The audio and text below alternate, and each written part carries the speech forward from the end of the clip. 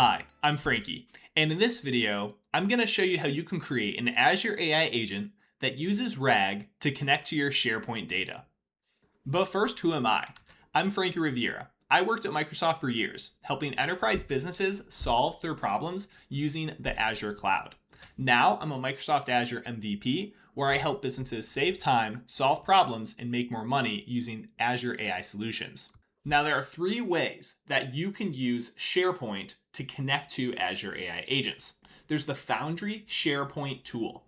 This is a specific tool that connects directly to SharePoint. This is contacted through the Copilot Retrieval API, which you need an M365 Copilot license to do, and it doesn't require creating an index. It calls SharePoint directly, and it's a specific tool that you can use in Microsoft Foundry.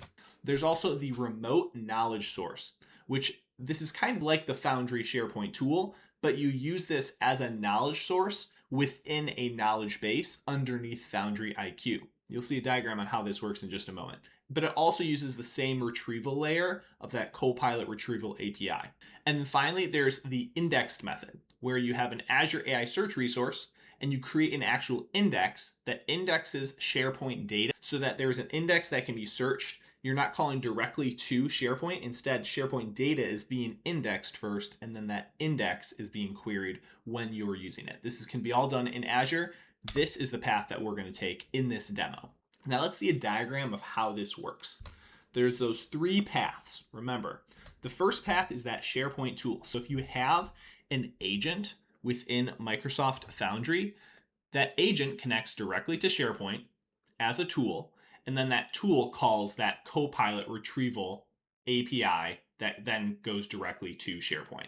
The other path would be another tool that you can use just called the Azure AI Search tool. Now, this was actually the way in which we connected to indexes before Foundry IQ existed.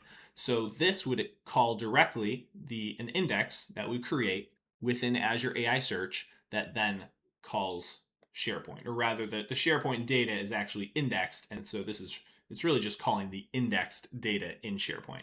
Lastly, you can create a Foundry IQ instance. So Foundry IQ is a new name for Azure AI Search, the research service in Azure itself, where when you're calling Foundry IQ, there's this idea of a knowledge base, where a knowledge base may or may not have an agent that's going to help summarize or extract multiple forms of data in the form of knowledge sources. And these knowledge sources could have one or more sources that all collectively are queried by the knowledge base agent or just the agent itself through the knowledge base in order to get the best results possible. When you use this knowledge source method, you can use the remote SharePoint method, which does call that Copilot Retrieval API, or you can use that indexed SharePoint method where you have an index from SharePoint.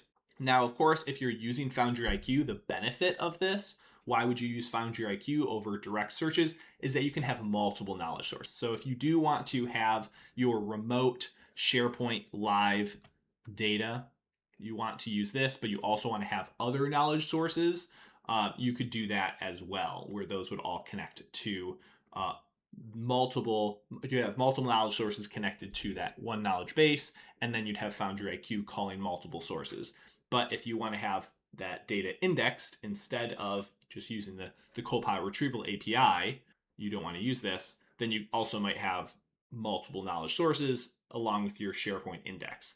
Now, if you don't have multiple knowledge sources, or you're not using Foundry IQ and you want to call that SharePoint data, that's where it could be helpful to just use that Azure AI Search tool to call directly. This is kind of the older way in which we would call indexes in order to query information. The downside there was that when you're using the Azure AI Search tool, you can only query one index. So Foundry IQ solved that by allowing us to query multiple different types of indexes or knowledge sources. The path that we'll be following in this demo is that we'll create all of our resources and we'll use this Azure AI Search tool. And then after you see how it works with an agent that's using that Azure AI Search tool and the index information from SharePoint, then we're going to set up Foundry IQ so that you can see how it works using Foundry IQ with a knowledge base and a knowledge source that calls that same indexed information from SharePoint. Now, the steps that we're going to follow for this. First, we're going to look at our SharePoint library, what we already have in SharePoint. I'm not going to set it all up for you. I'm hoping you already understand a little bit of how SharePoint works, and I'll just show you the library and how you can get the link that you're going to use to the SharePoint library itself that you'll need for your environment variables when you're setting up the AI search resources. Then we're going to actually create Azure resources themselves. There will be chapters if you don't want to see how to create Microsoft Foundry resource, an AI search resource, or the model deployments, but I do want to do this from scratch for people who don't know how to do it. I'll create an app registration. This is necessary in order to give the AI search the ability to reach out to SharePoint to get information to index it. And this is also going to need an admin to consent to the ability to read all of that data in SharePoint when we create this app registration. Then we'll create the resources themselves in AI search. This will be done in code because if we want citations to be set up properly, we can't use the wizard in AI search in the Azure portal for this. I want to do everything as much as I can in the Azure portal so that it's a little easier, I think, to understand what we're doing, but this has to be in code for the citations. Then we're going to create the Foundry AI search connection so that Microsoft Foundry can actually connect to our AI search service. And then we will connect to our Foundry agent so that our Foundry agent can see and query AI search, first using the tool, and then later using Foundry IQ, which has a knowledge source, which has that same index for SharePoint that we'll create and use with the Azure AI search tool. The permissions you're going to need. So if you're using a personal Azure account for this, you're going to need things like contributor level access, which you just should have yourself if you're creating the resource group yourself in your own personal Azure account. You want to make sure you have the Foundry user role so that you can create and manage the resources within the project in Microsoft Foundry. You'll already be the admin, hopefully, since it's your personal Azure account, so you can already do the consent yourself for the app registration. You obviously have to have the SharePoint set up and access to that. You don't need a Copilot license for this example that we're going over. If you are using an organization account, it's a little harder. You are going to need these specific permissions. Ideally, if you can get contributor level permissions on a resource group, that'd be great. But if you can't get that, then minimum, in order to create the search resource and manage the index inside of it, you'll need the search service contributor role, search index data contributor role. In order to create the Microsoft Foundry resources, you'll need that Foundry user role. In order to connect your AI search to your SharePoint, you'll need an app registration, whether you create it or request it yourself. And then you do need an admin, which I'm guessing a lot of people are not the admins, to sign off on the app registration that will give you access to the files and the site info on SharePoint so that you can actually get that information and add it to the index. And then obviously you're going to need access to the SharePoint. So reach out to your admin if you're using your organization, since you're probably going to need to request that first, since most people probably can't do that. Lastly, I want to talk about the fields that you're going to need to have in order for the citations to SharePoint to work. So when you're querying the agent and you want to see an exact link show up to a SharePoint document that you can then click and go to the SharePoint document itself, that's the citation or the reference when you're talking back and forth with the agent. In order for this to work, you need these specific fields set up. And I'm sharing this slide because it's not well documented, frankly. You're going to have the index fields, URL, title, and file path, or at least a couple of them, and so that you can actually get the right URI. Really, this is this metadata. It's going to be called in the actual field. It'll be metadata SPO, and then the item web URI is going to be the full name that it'll mention, but a metadata SPO is kind of a default for what we're working with here. So the item web URI is kind of the main prefix at the end that you're going to want to look for. And then item name is going to be the specific name of the document itself. So we'll map that to title. And then the web URI, again, it's the same thing here, but we're mapping it to file path as just a backup that we could use. But the point is, these are the three types of fields that the AI search tool recognizes as paths that may have citations that it can then reference in your agent within the Microsoft Foundry. They also, within your search index themselves, they have to have searchable true on them. If they are not searchable true, then they will not be able to be captured by the agent service within Microsoft Foundry. So that's going to be important. You'll see me set these up within the code when we go to do this, because you can't set these manually in the wizard when you're setting up your Microsoft, when you're setting up your Azure AI search. All that said, let's dive in. So I think the easiest way to go over these steps is I have Visual Studio Code that's up here. I have a handful of files that we'll be going over. You can get these files within the Azure Innovation Station online community. There's a link to join. Just click Get All My Free Resources at the top of the description, and you'll get to that community, and you'll be able to get access to all these files within a post related to this video in that community. Free to join, link in the description. I'm going to go through the environment variables that we need to fill out. And in the Azure portal, I'll fill out as much as I possibly can before we need to go back to the code, where we'll go over how we're creating the different resources for AI search, and then later on the knowledge base, knowledge source.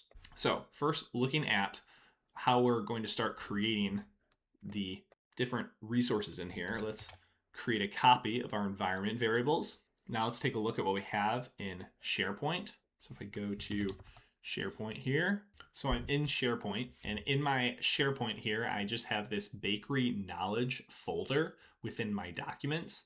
If I go to my bakery knowledge folder, I'm going to go over to details on the far right here, open up details. Let me move myself to the side here, because at the bottom, there's going to be this path link that we want to select. That'll give us the actual link that we need when we're talking about the specific folder in SharePoint that we want to reference as our library of data that we're trying to index. So I'm going to copy this direct link, and we're going to go back to our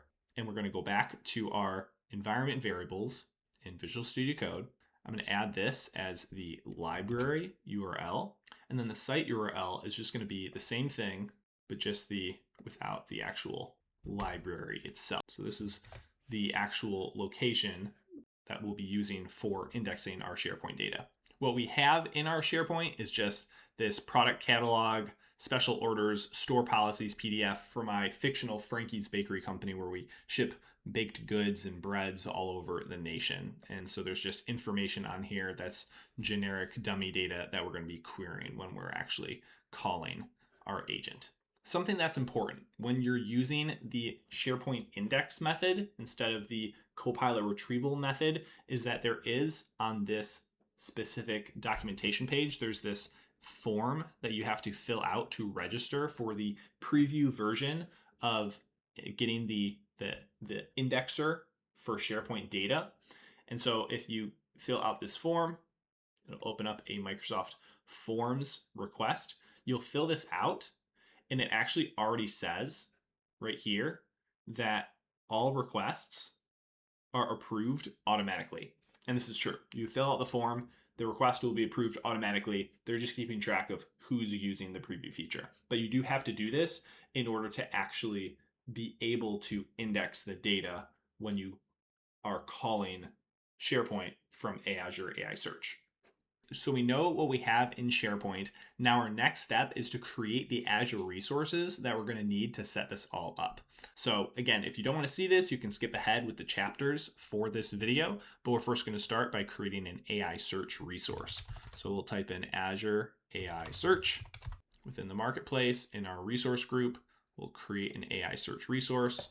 It's for our resource group. We'll make sure it's in the same region, North Central US. We'll call it AIS for AI Search, AIS for Azure Innovation Station, North Central US, SharePoint Demo.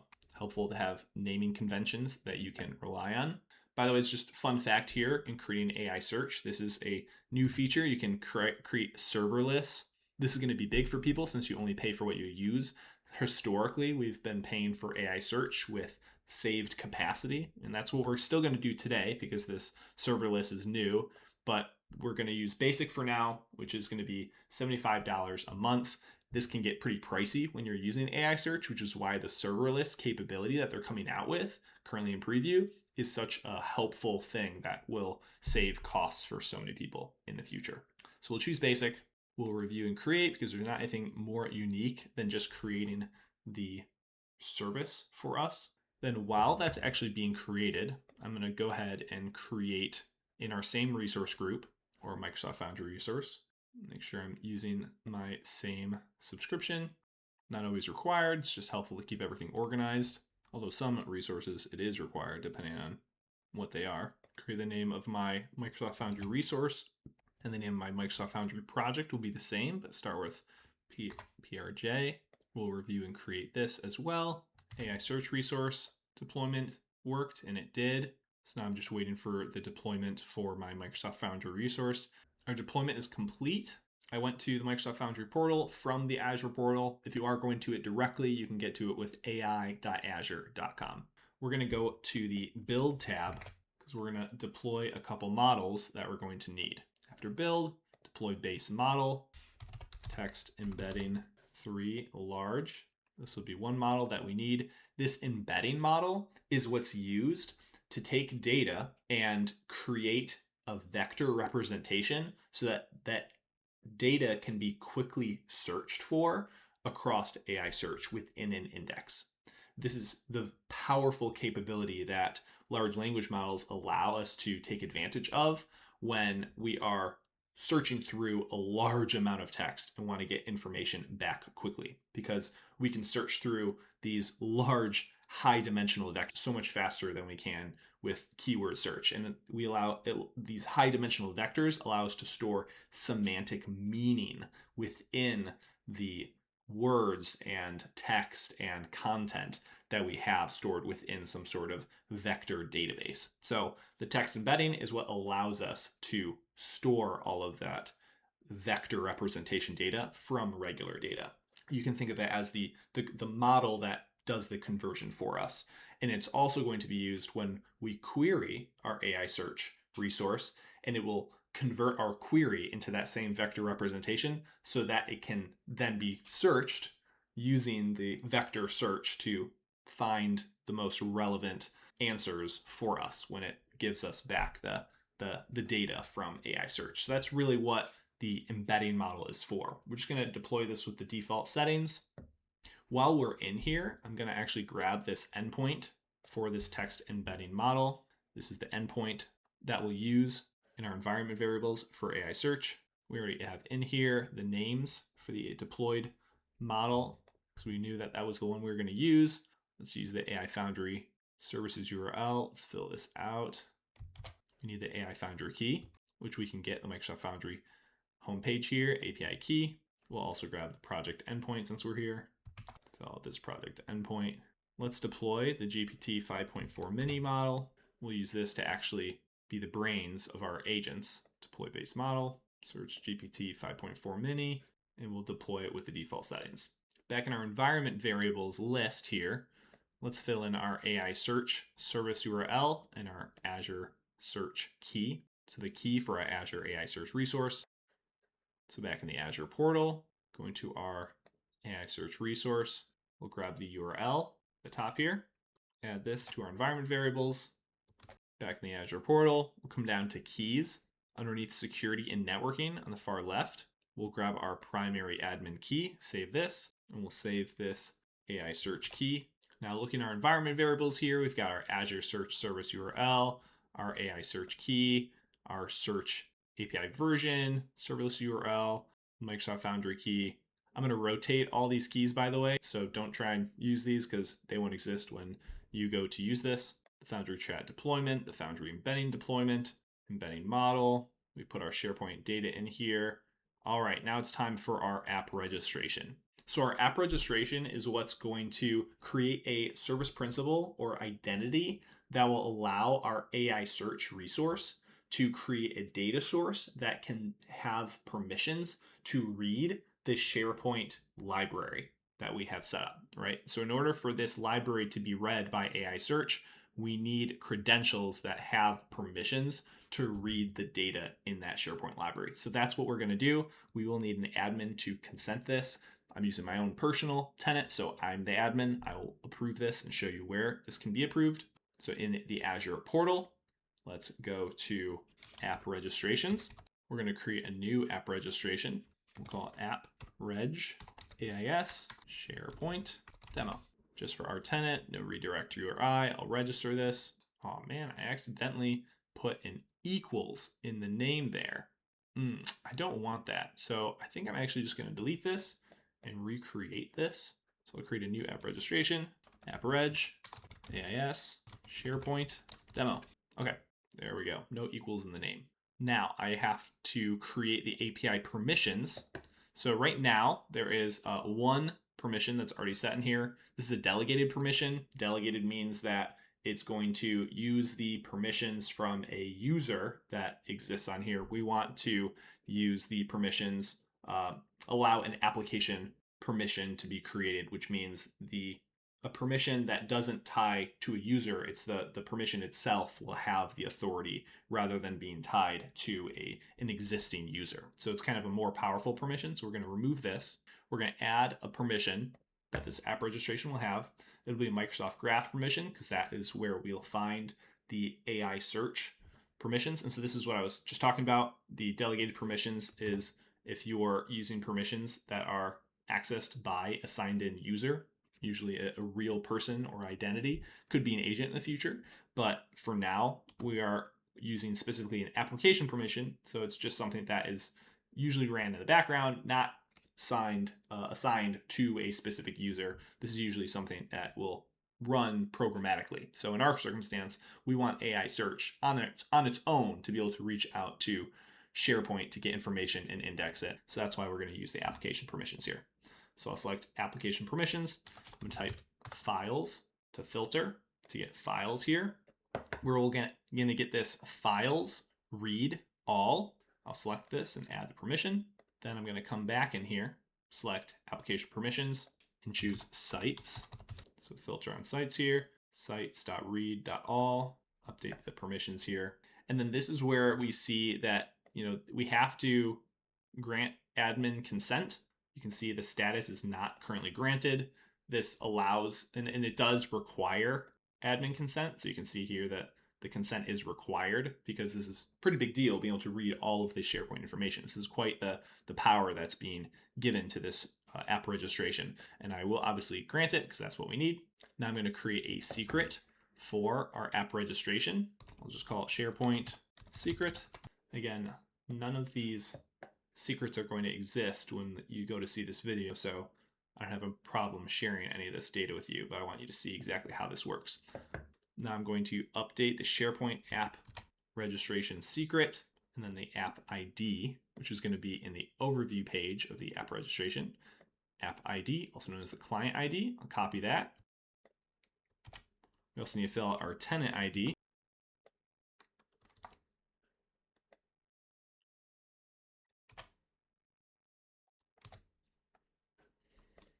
And then we have the names for our index, data source, skill set, indexer, knowledge source, knowledge base. I don't think we actually need these Azure resource identifiers. I'm going to leave them there for now, but I will remove them as long as we don't have any problems. So all of our environment variables are filled out. Now we can actually create the resources for Azure AI Search. So the way that this works is that Azure AI Search has 4 main resources. There's the index, there's the data source, there's the skill set, and there's the indexer. The index is the first resource that we'll create, and there's some data in here, some comments that'll help you. Again, you can get all this in the Azure Innovation Station online community. There's a bunch of imports that are going to be helpful for this code. You can take a look at those as well. There's the actual environment variables that we're bringing in here from the environment variables that we just set up, the dimensions of the vectors that we're creating in the API version, then the clients themselves for the index and the indexer. So now the first thing we're creating is the index. The index is what actually assigns the field names and where values are actually stored. So there's the UID, there's the snippet parent ID, which is the actual ID of documents themselves. There's the snippet, which is just the pure raw content that is going to be within the SharePoint documents, or chunks, we'll call them.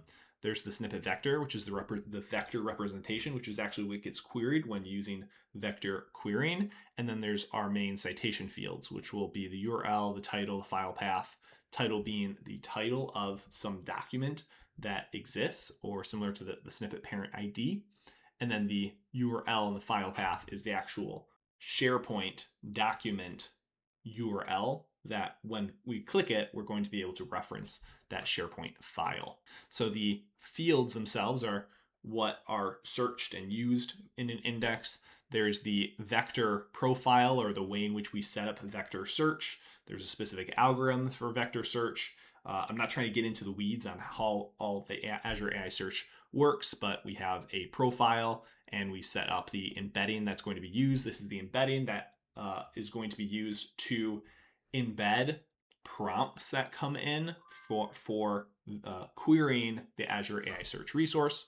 We have this semantic configuration setup, which allows us to do this second step in AI search, which calls this thing called semantic ranker, so that when we are querying data, there's actually two steps that take place. One, you can query data and you just get back the information, or you can query the data and then do the second step called semantic re-ranking, where all of the data that comes back, there's a certain set of documents that come back from the large amount of documents that exist, and then given that certain set of top documents that come back from the first query of vector search or query or keyword search or hybrid search, then that separate set of documents is re-ranked based on the query and those documents that exist using a special model that Microsoft has for the Azure AI search resource, and we call it semantic ranker or semantic re-ranker. So that's what the semantic configuration is setting up for, is just talking about, hey, what's the name of the title? What are the content fields that you want to look at in order to do the judgment of how to re-rank? So it's going to look at what's in the snippet, what's in the title, and based on the query, decide how to re-rank the content to see, what should really be the top search results based on what was originally queried. Finally, that index is actually created with the semantic ranker, the vector search, and the fields, and that is everything we need for how an index will be created for what we're doing here. The data source this is specific to now how we're actually connecting to SharePoint. So the data source is going to be SharePoint. We're constructing a connection string. That connection string is constructed from the environment variables that we've set up, that application ID and the app secret from the app registration. This is how we're connecting to SharePoint specifically, which you would have needed to fill out that form in order to use this indexer to create a data source. This is then created as a data source when we call this function. Then there is the skill set. A skill set in Azure AI Search is what allows an indexer to interpret data from a data source to properly put it into the index. So the skill set will have different types of transformations and uniqueness. And what we have here is this split skill, which basically looks at all of the SharePoint documents and it will chunk them up. We're trying to chunk these up by pages, and there's a limit, minimum and maximum as to how these are chunked up, but then they're going to be vectorized using this embedding skill, and they're going to be stored within the text vector field within the index. So the actual vectors themselves will be in the text vector field. So that's kind of how this is working here for all of the pages that are chunked up from this split skill and then this embedding skill. And then this index projections that we have here is where we help our indexer understand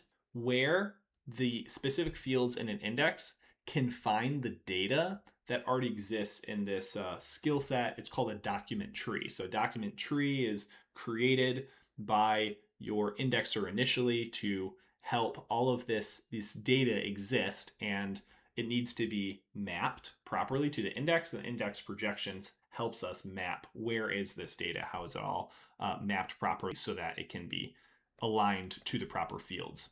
We create the skill set, and then we create the indexer.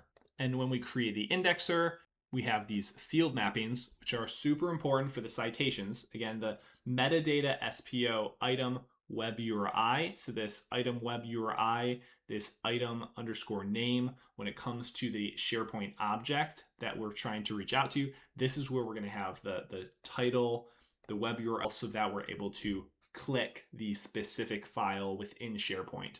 The indexer is actually going to tell the document tree where the URL, file path, and title are. They're in this metadata SharePoint object item URI, so that in the document tree, this web URI and this name now exist in this title, file path, and URL, so that when the index projection actually takes place, which happens after an indexer starts running, then they know where to fill these fields in an index, which is in the URL, title, file path. So all these are created. Let's give this a try and see how this works. Just before we run this, I want you to see in AI search where we have indexes. We currently don't have any indexers, data sources, or skill sets here on the far left within the search management pane. Now with this up, we're going to create a Python virtual environment. We'll enter into it.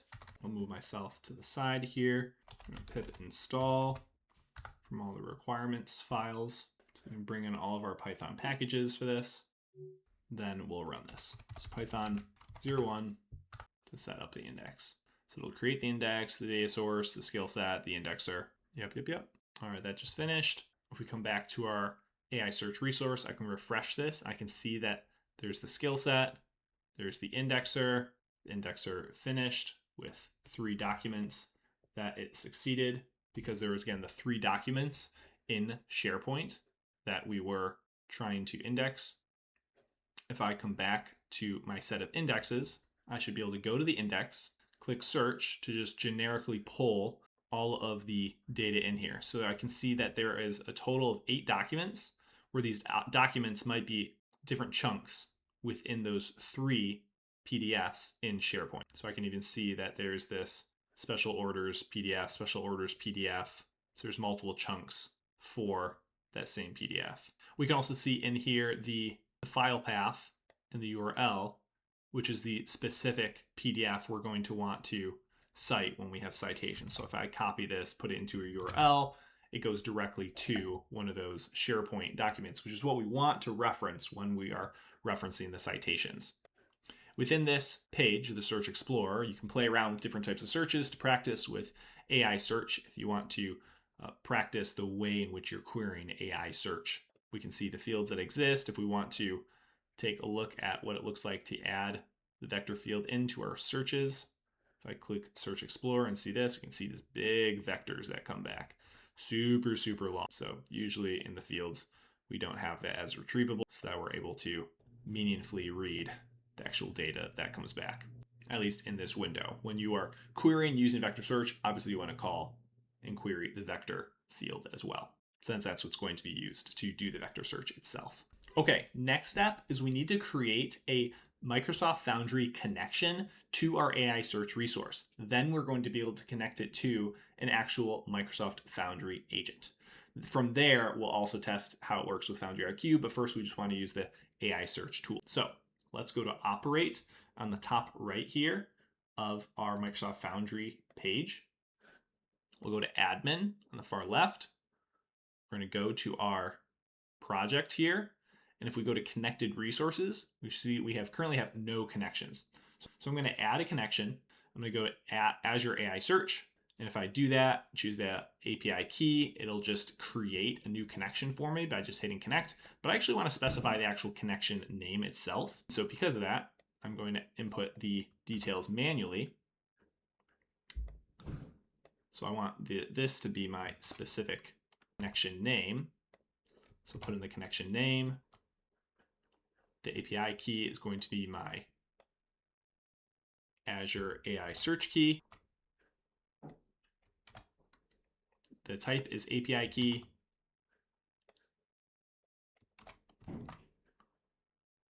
And the endpoint is my Azure AI search endpoint. So I'll create this connection. Now that we have our connection set up, let's go to our project. And now we have no agents. Let's finally create an agent. So build an agent. We'll be creating a prompt agent.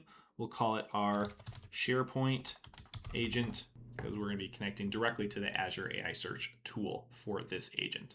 We're using our GPT 5.4 mini model. We're going to remove the web search, which is a default tool connected to most agents these days. Within my README, I have example instructions that you can use and which I'll use here at the end. Your Frankie's Bakery assistant. You provide citations. You always render them as title, URL. Put this in here. Save this. And then I'll choose my tool, add tool, Azure AI Search. So now this is the direct tool that we're adding. We can only connect to one index. We'll choose the connection, and then the one index will be created. And now we'll give this a try. So we'll say, what are your store hours? And we already know that there's a document that talks about store hours in one of those SharePoint documents. And it talks through, your Frankie's Bakery is open Tuesday through Sunday, gives the time, store policies, and then gives this link to this URL. So if I click this, it takes me to the document that we have in SharePoint. Do you sell sourdough? See if it gives us another citation here, and it does. So I can click this, and that also takes me to another citation. So this is now where we can get clever with the way in which we specify the actual way the citations themselves. To see how this title and URL come back, we can go to traces, and we're going to need to add an application insights resource. We'll do that real quick so you can see how that works. So we'll create a new application insights resource, create a new resource. Let's call it app insights, app in rather, demo, new default workspace, API key for auth type, that's fine. This will allow us to actually see the trace of how the tools are executed and the actual document data that comes back when Azure AI Search is queried by the agent. So now let's go back to the playground. We'll start a new conversation, try this again. Tell me, what are your Frankie's Bakery's store hours? So now we see citation comes back a little bit different. If I click this, it takes me to that store policies still, which is good. If I go to traces, let's refresh this. The app insights resource is brand new, so it might not pick it up right away.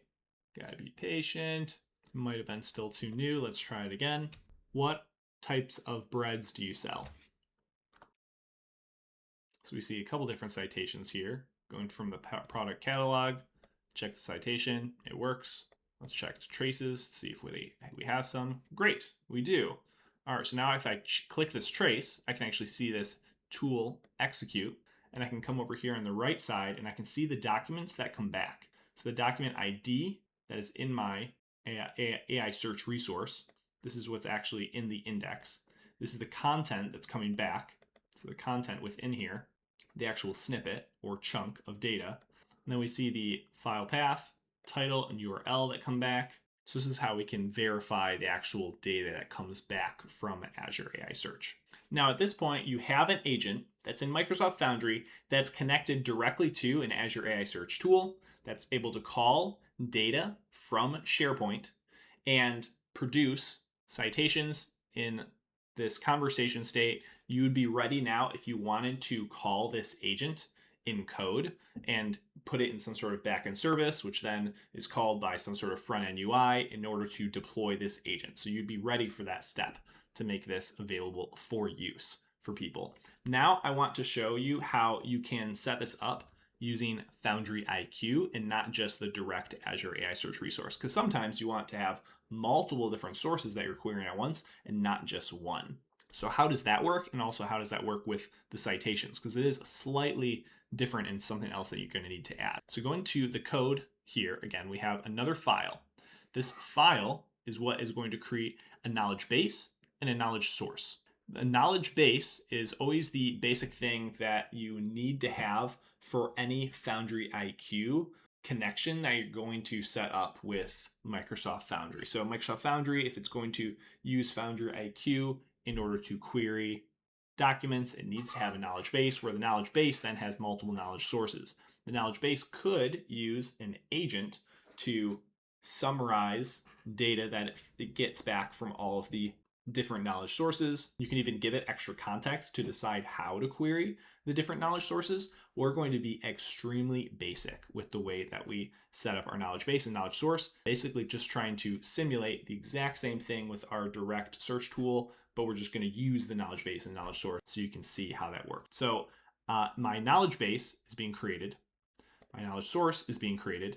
And in the knowledge source, in order to set up the citations now, because the fields that come back from the knowledge source has to know what fields to share with the agent that's querying Foundry IQ, is that we have this special field called source data fields, so that we're able to tell the agent, hey, in this source data fields, this is where our fields that have citation info exist, so that when the agent calls Foundry IQ and it gets information from data in this knowledge source, the knowledge source will share these specific fields, and the agent will then know, hey, these are the citation fields when we get information or documents from this knowledge source.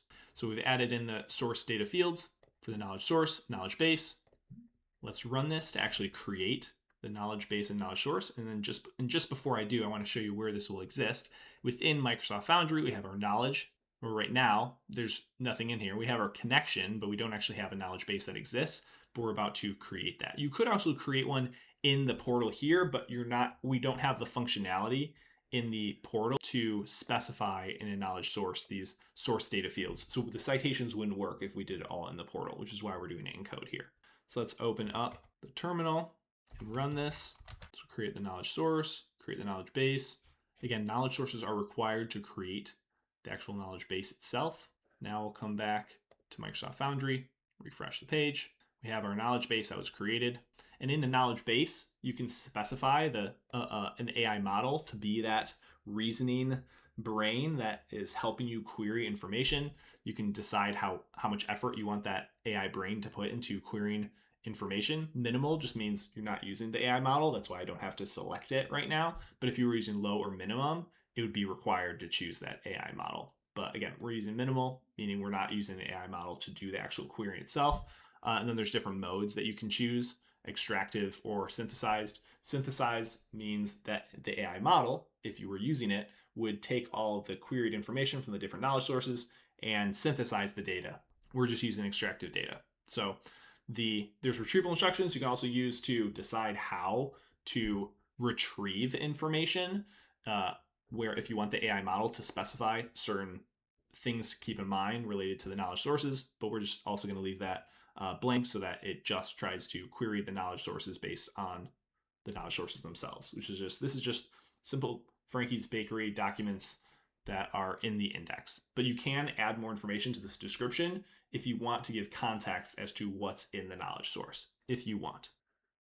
I would only do that if you have unclear information, or it's the agent might not know what's in a specific knowledge source or what's really in it or what's it really for, when to actually call it. This description would help you guide the brains for querying information from Foundry IQ on when to choose this knowledge source. So now this is set up.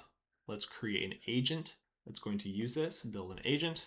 We'll call it SharePoint Agent Foundry IQ.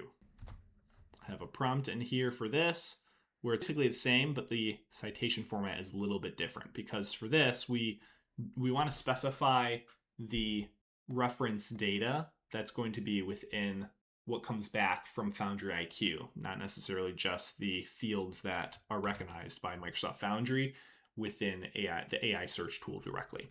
Put differently, the data comes back slightly differently when you're using Foundry IQ versus the Azure AI search tool directly. So we are going to need to guide the information to be referenced slightly differently too. Then on the bottom here, I'm going to specify not the Azure AI search tool. I'm going to select knowledge. I'll add a Foundry IQ connection. We have the connection to our Azure AI search resource. Now we're going to connect to the knowledge base that we just created. So I'll make that connection. Now we already have App Insights set up. So I'm going to query this. What types of breads do you sell? And we should be able to see the traces when this comes back. So we see the product catalog. If I grab this, it goes to the right citation. If we check the traces, Oh, we need to save the agent, of course. Of course. Unexpected server error. Don't like that. Let's refresh. All right, let's try this again. What types of sourdoughs do you sell?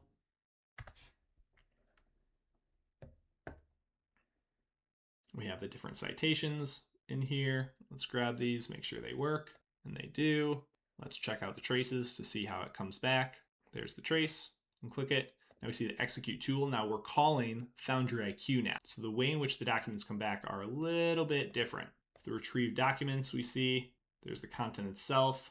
We see the same file path, title, URL that all come back, but this is all coming back from our knowledge base. So that's an example now of where you can use a Microsoft Foundry agent that's connecting to Foundry IQ that has a knowledge base and a knowledge source, where the knowledge source is connected to your SharePoint index that's indexed data from SharePoint. So you can now access that data from SharePoint. You can access it with the citations. You could deploy this agent now to some sort of backend server with a front-end UI, and you would also be able to add in new knowledge sources if you want to get more complex with this type of agent as well. There you have it. That's how you can set up your Microsoft Foundry agents using SharePoint. I appreciate if you made it to the end to learn about how this RAG system was set up. It took a little longer than usual, but I wanted to give you all the details you needed for how this is set up and a little bit extra.